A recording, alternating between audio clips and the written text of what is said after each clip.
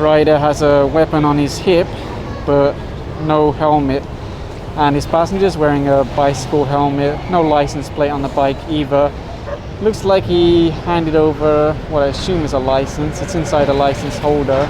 I just noticed also there's no mirrors on this bike. So racing, maybe, I don't know. Now sometimes it is the fault of the LTO for being so slow to issue the plates, but then at the same time you need to install a temporary plate. And a lot of the time when they open the compartment, you see the license plate inside. Anyway, they're just writing out the ticket now. According to the enforcers, he's a police officer. Obviously it's hard to recognize it because it's not a common uniform that you would see. This young man was flagged down for riding without crash helmet, and he can't show a license, so they'll be impounding the motorcycle. According to the enforcers, he introduced himself as the son of the Barangay chairman in this area. Maybe he was hoping that would be enough to get him through, but no. Here's a tow truck, and they'll pick it up now. 1, 2, 3, lift! These guys have to work hard all day, every day. But that's the job. It looks like they might have gifts again for the children, thanks to the McDonald's charity. They donated a lot of toys to the MMDA to give away to children. And while the team were busy giving out toys, the SCOG team have been removing another sidewalk car wash, and this is exactly what I said about the barangay being part of the problem, because you cannot install this on the sidewalk without the blessing and support of the barangay. Running electricity, lights, looks like the CCTV was already removed. Hopefully the SCOG team will remove that cage and confiscate it to prevent it being installed here again. And it looks like they've got a new water line coming through here also. Or maybe it's hiding the electricity, I'm not 100% sure. I know there's wires from above, there's wires from below. It's kind of dangerous also for the SCOG team. Of course, what happens when you create a sidewalk car wash? People park in the road to wash their vehicles. That's the traffic congestion. Blocks up the whole port area. Oh, there you go. There's a new CCTV. I don't know 100% if it's related to this, but I would assume it probably might be. And there you go, on the back of the tow truck. Sorry, not a tow truck, the SCOG truck. Looks like they also got the compressor and the barrels. There is a record of everything that's confiscated that gets submitted to the office, and then they can actually claim those items back, which is good and bad. In a way, it gives them a chance to get their stuff and find a legal place to put the car wash. On the other side, they might just return it straight to the sidewalk. Good morning everyone, MMDA back on the road. R10, the B10 is the aim for today. There are so many trucks parked here. There must be 10 to 15 trucks all being ticketed for illegal parking. And a little further along you see even more trucks. Pretty much, well, as far as I can see, they all appear to have drivers, so as long as they have a valid license, it's only a ticket. And some people might be wondering about signages. Yes, lots of signs like this, no parking. Very, very large sign. And of course, after being ticketed, the trucks do have to leave the area. And there you go. Took a little while to issue all the tickets, but the road is now cleared of all those parked trucks. That Tricycle is just picking up a passenger and then he'll move forward. Could the LGU do this? Yes, they could. Look at that bicycle. Why does he have his helmet hanging from the handlebar instead of wearing it? Maybe just so that if anyone does stop him, for example an LGU enforcer, he can say, no, I have a helmet. But as far as I know, Quezon City is one of the only places that actually has an ordinance requiring helmets for bicycles, at least here in Metro Manila.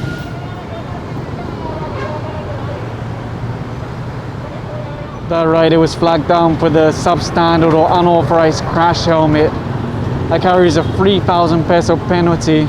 And here's the head of MMDA Western in the cream colored jacket. So he'll lead his men in conjunction with the team of Edison Bong Mabria. I have no idea why I just used his full name, but the team of Bong. The team continued straight, made the U-turn, and there's a lot more trucks on the other side. I suspect that many of them will drive away now that they've seen the MMDA in their rearview mirror.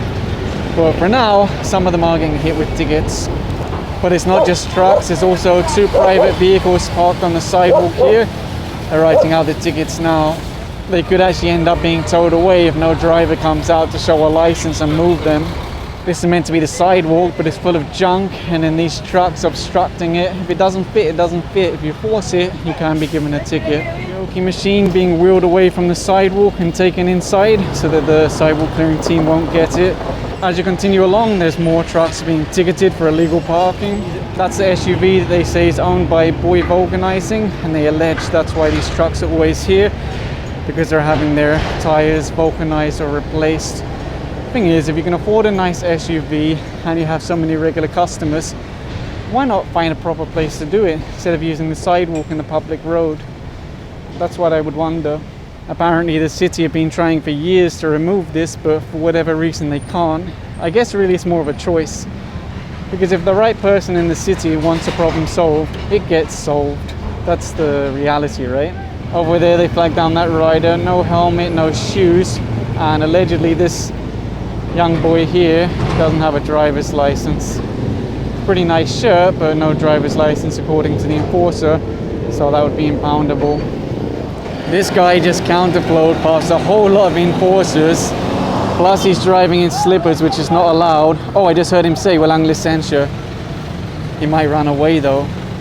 Don't be too soft, because if you're too soft, riders will make an escape. He doesn't have a plate on the back either. There's nothing written there.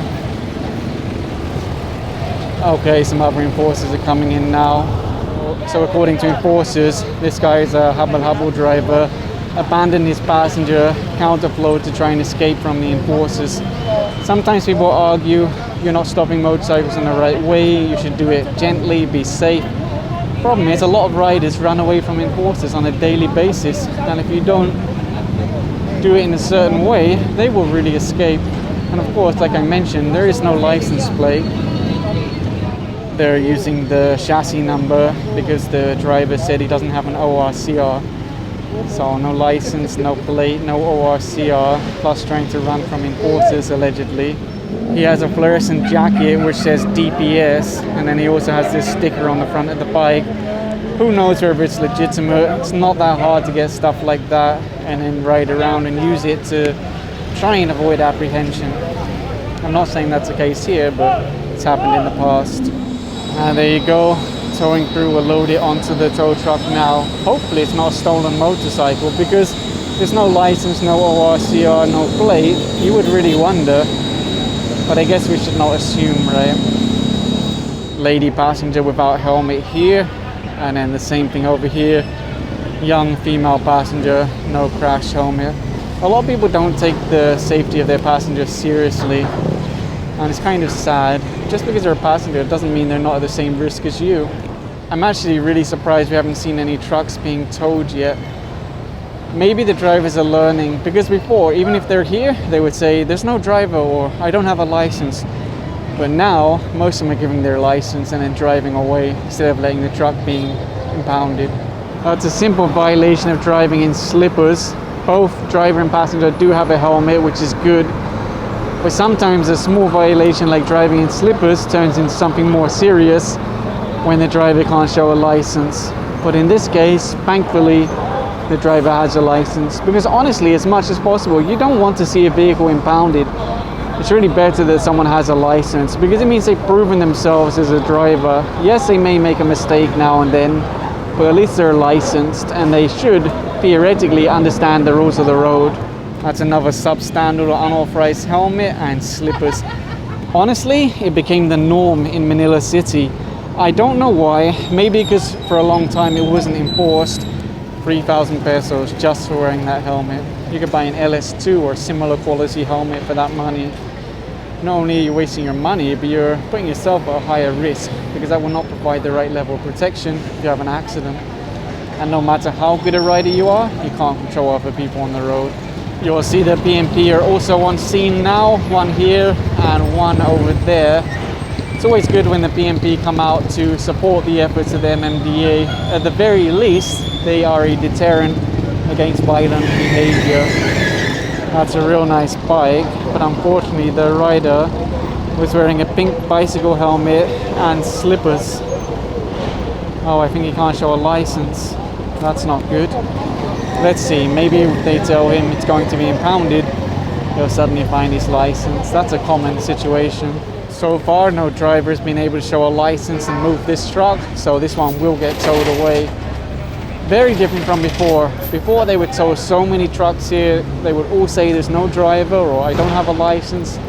Now, 90% of them are saying, yeah, I have a license, here it is, give me a ticket and I'll leave.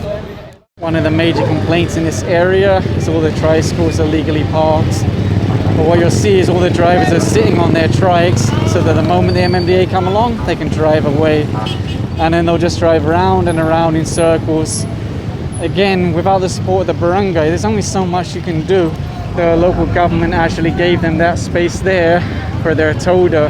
But what you'll notice is full of motorcycles, pedicabs, e-trikes and other items. And then the road continued to be used for the tricycles. So local government gave them a space, they use it for something else, and then they continue to abuse the road. Despite the team being here for a long time, there's these two tricycles. So according to the enforcer, that's the driver there, and allegedly the driver told him he doesn't have a license, and that's why this is being impounded. And then comes a tow truck to pick up those tricycles.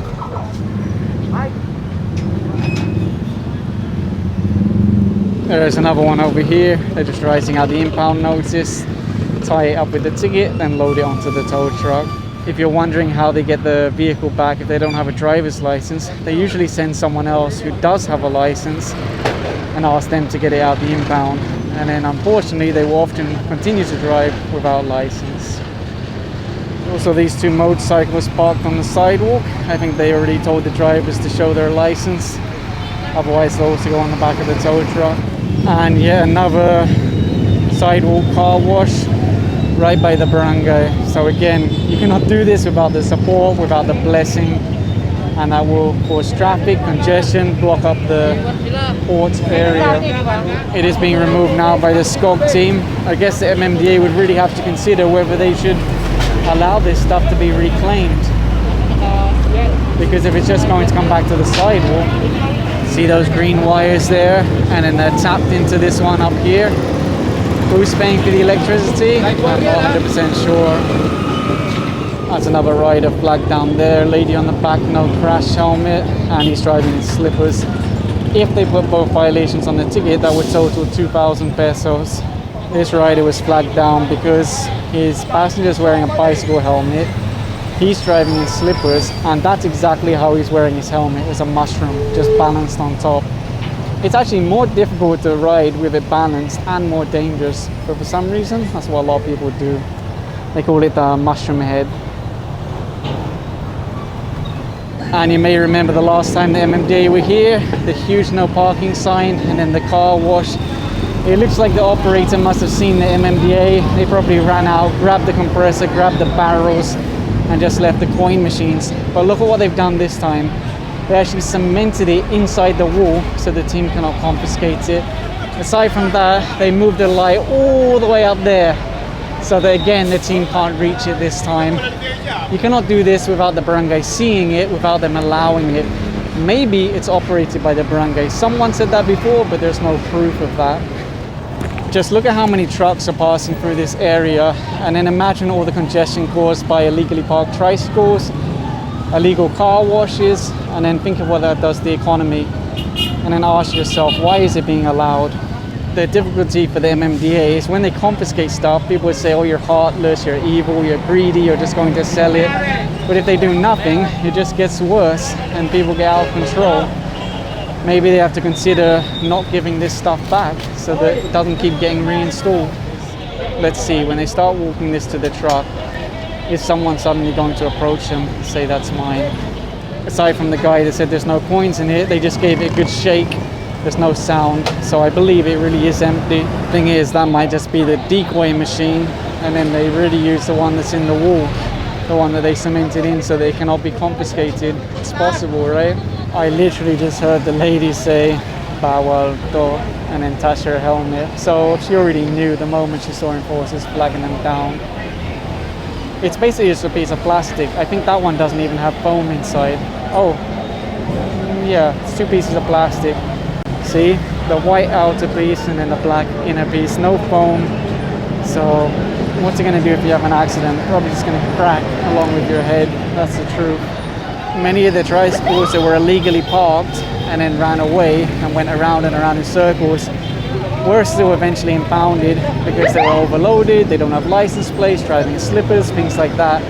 Once there's the initial violation, that's the time they find out there's no license, no OR, no CR for a lot of these. The crazy thing is, if the tricycles are overloaded, that means there's a real high demand.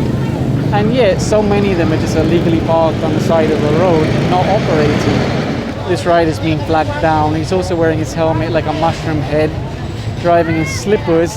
It seems like every day there's more and more taxis being towed away for illegal parking.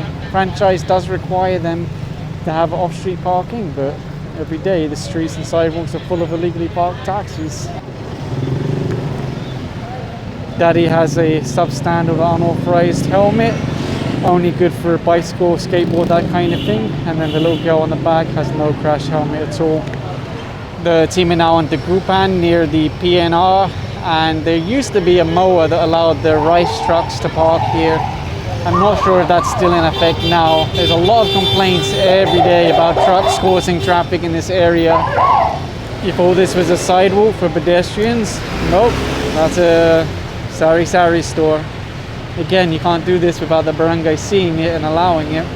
And this enforcer is now writing out a ticket to this gentleman, flagged down for the bicycle helmet and driving in slippers, and he's not able to show them a driver's license, so they're going to call in the tow truck and then pick this up.